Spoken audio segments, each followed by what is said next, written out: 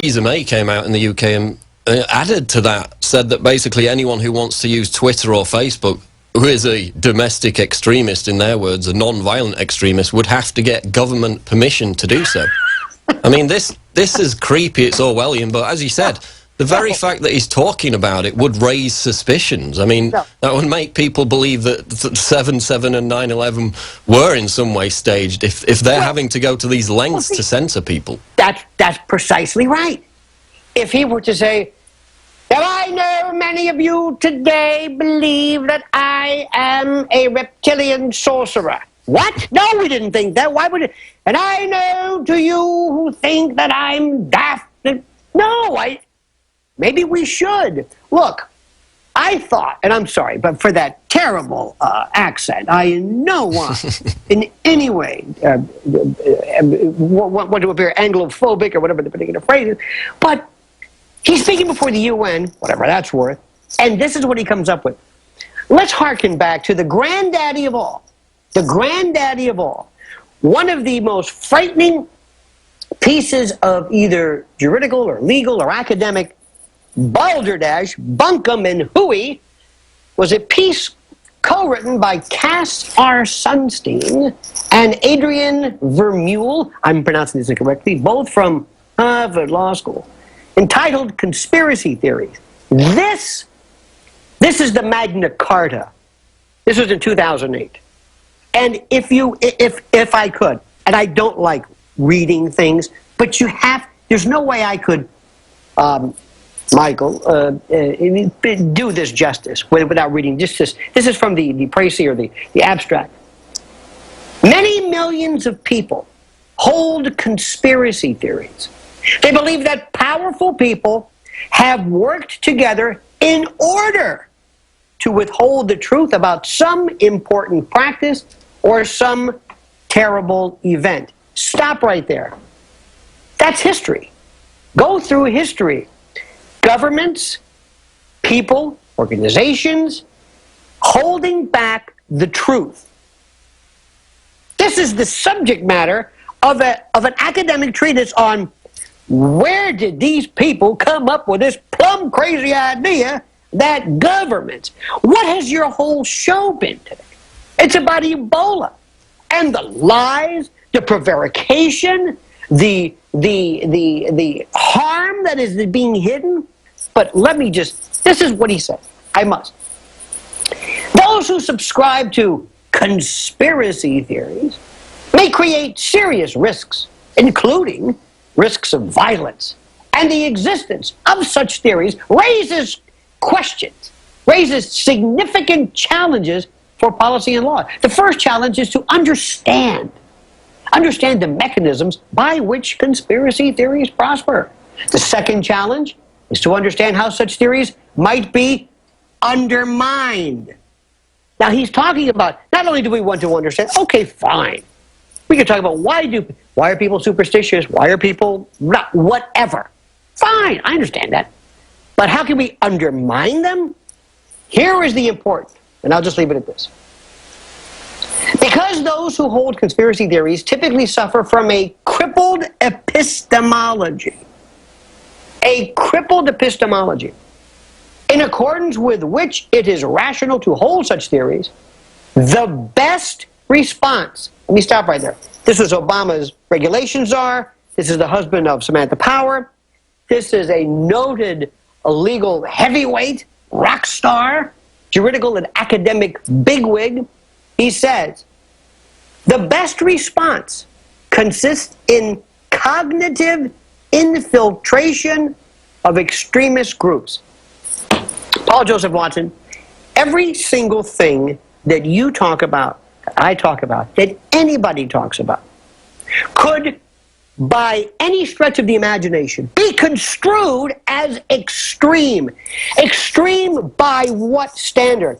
I am a lawyer by training, and a statute is per se unconstitutional when it is susceptible to reasons, to explanations, to interpretations that are inconsistent, that you read and you're not sure. For example, the statute that says, do no wrong. I don't know what that means. Paul Joseph Watson, what is extreme? Can truth be extreme? That's the question we'll ask after the break, Lionel. Stay there. It's the Alex Jones Show Live, Infowars.com. We'll be back with your calls. Don't go away. Our big story. Gun owners react as politicians continue to ban high-capacity magazines state by state. I think that these weapons ought to be stopped. Magazine restrictions have already happened in 9 states. Staffed with former special operations personnel, GunMagWarehouse.com is the only company that specializes in gun magazines. GunMagWarehouse.com has the largest selection of the magazines you should stock up on. Go now to GunMagWarehouse.com before it happens in your state. Get it before you regret it.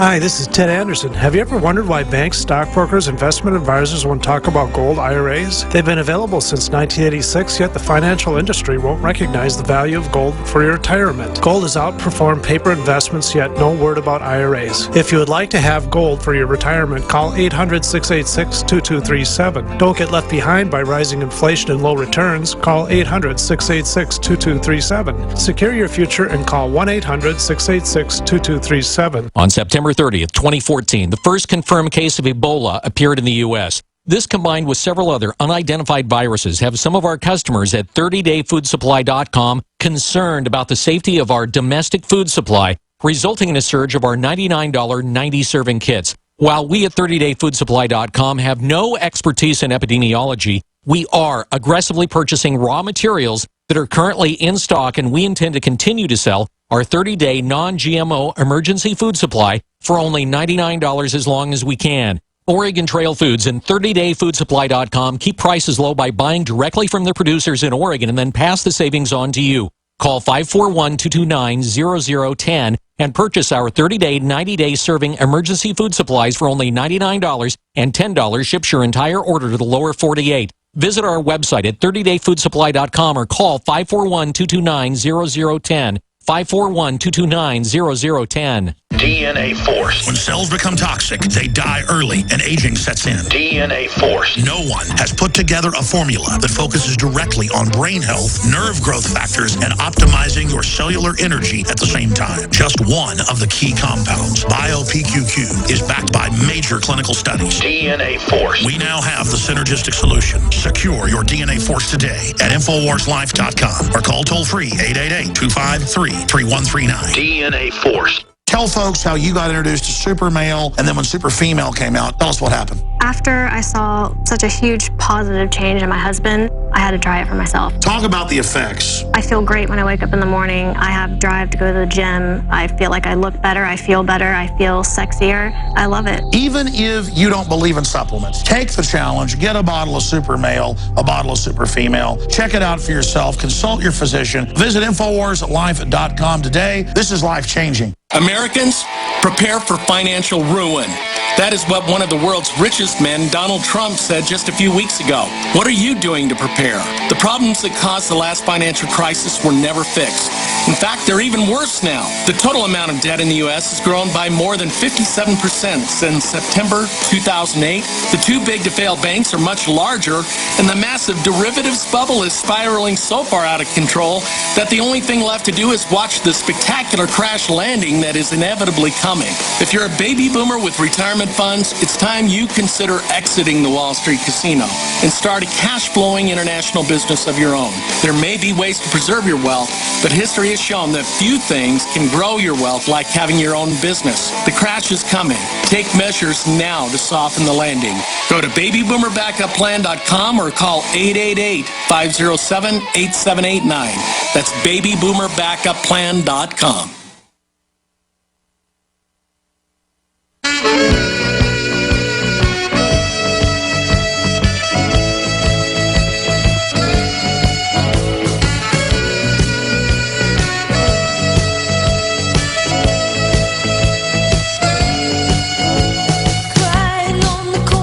We're back live on the Alex Jones Show with Lionel of LionelMedia.com. Going to be taking a few of your calls for Lionel at 1-800-259-9231. That's 1-800-259-9231. So get those lined up for the next segment. We just played a clip of David Cameron in front of the United Nations last week.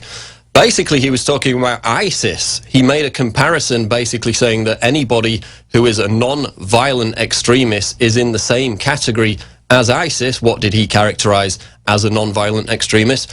Basically, anyone who questions the government narrative on events such as the 7/7 attacks in London or 9/11. So it's basically this process, and we asked the question before the break, what is considered extreme? This process of creating a new brand of thought crime to, in fact, brand individuals who espouse it. Any questioning of the government narrative whatsoever is not only a conspiracy theory anymore, which they've used as that pejorative term to demonize free thought, to demonize the questioning of any motive of any person in a position of power. Now they've gone one step further, Lionel, and are saying that you could be in league with the terrorists. I mean, we saw after 9/11, we must never tolerate outrageous conspiracy theories, George W. Bush. Now they're saying that we could be in league with the terrorists by espousing this dangerous notion of questioning government. How extreme is that? Well, let me ask you this, Paul Joseph Watson. Let's say I were to question the government, and I hate air quotes, but I will do it. I question the government not out of any kind of nefarious wrongdoing, but let's just say I think they're inept. Let's say that I question the Warren Commission.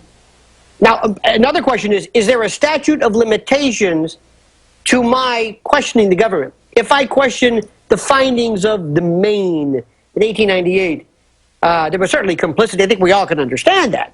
If I were to question the United States' role in, let's say, Operation Ajax, the overthrow of Mossadegh. Oh, by the way, another question is, let's say I were to question something now, and something is declassified. So imagine a Paul Joseph Watson in the era of Mossadegh and the Shah, who says, I think the CIA was involved in that. Under this theory, were it to be enacted, Paul Joseph Watson, a.k.a. Michael, is incarcerated. Now, years later, the CIA declassifies it and says, you know what, we were right. Do we let you out? Isn't that called academic quest? I mean, do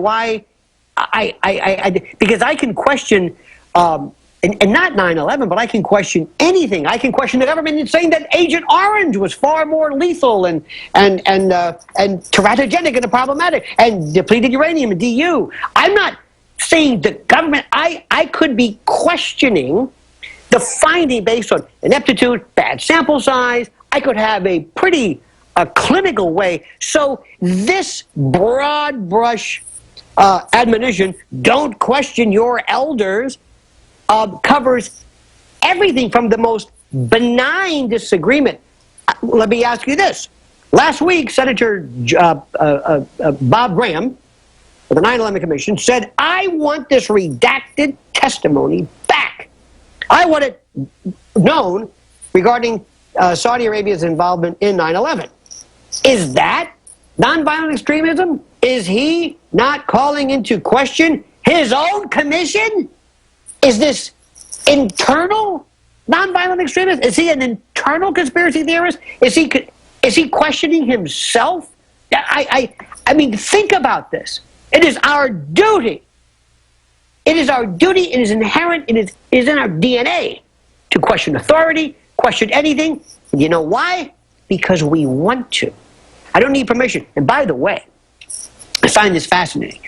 As you know, Paul, there are brilliant people out there who, by virtue of having these newfangled devices that we're talking on, can look at something. Remember when they said, look at the video of this horrible ISIS or ISIL or Daesh or Sham? I mean, the names grow. Remember when Gaddafi was ultimately spelled 38 different ways? We like to do that. But the reason why I think they want to ask you, don't go back and look at these videos, because you might see some glaring problem in some bad editing. It's very clever. So don't look at the videos that we've put out. Don't question it. Don't ask. Don't talk. Don't speak. Just nod in hypnotic obeisance. Your calls for Lionel coming up after the break, lionelmedia.com. We're going to talk about media narratives and the collapse of trust in the mainstream media. This is the Alex Jones Show Live, Infowars.com. Your calls coming up. Stay tuned. We're on the